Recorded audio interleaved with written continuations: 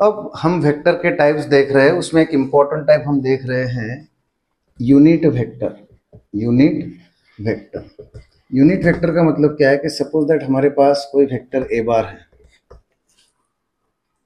हर vector को उसकी खुद की दिशा में उसका एक यूनिट वेक्टर होता है जो हम ए कैप से रिप्रेजेंट करेंगे। हमारे पास कोई वेक्टर है, हर वेक्टर को यूनिट वेक्टर होता है और वो हम इस तरह से रिप्रेजेंट करेंगे, जैसे ए बार का यूनिट वेक्टर ए कैप से, बी बार का यूनिट वेक्टर बी कैप से। तो यूनिट वेक्टर के बारे में हम क्या लिखेंगे? ए वेक्टर हैविंग मैग्नीट्यूड 1 या unit magnitude 1 is called as unit vector. दूसरा, इसकी स्टैंडर्ड डेफिनेशन क्या है? Unit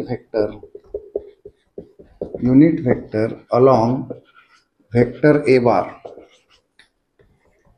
is vector A bar divided by its magnitude. ये ध्यान में रखना, किसी भी डायरेक्शन में जो यूनिट वेक्टर होगा, unit vector along vector A bar की दिशा में जो यूनिट वेक्टर है वो A bar upon its magnitude, इसी को हम ए कैप से रिप्रेजेंट करेंगे।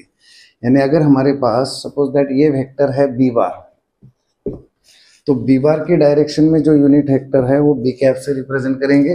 वो कैसा डिफाइन करेंगे? Vector B bar divided by its magnitude.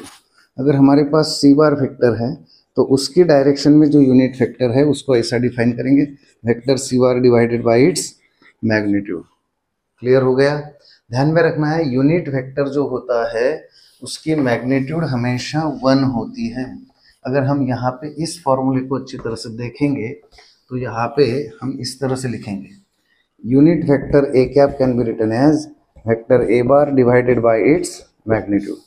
अब ये यूनिट वेक्टर है तो इसकी मैग्नीट्यूड 1 होनी चाहिए, हम दोनों साइड की मैग्नीट्यूड लेंगे।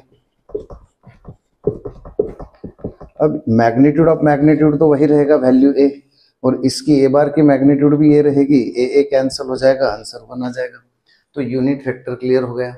Unit vector is a vector having magnitude 1। तो ये आपको अच्छी तरह से समझ में आ गया।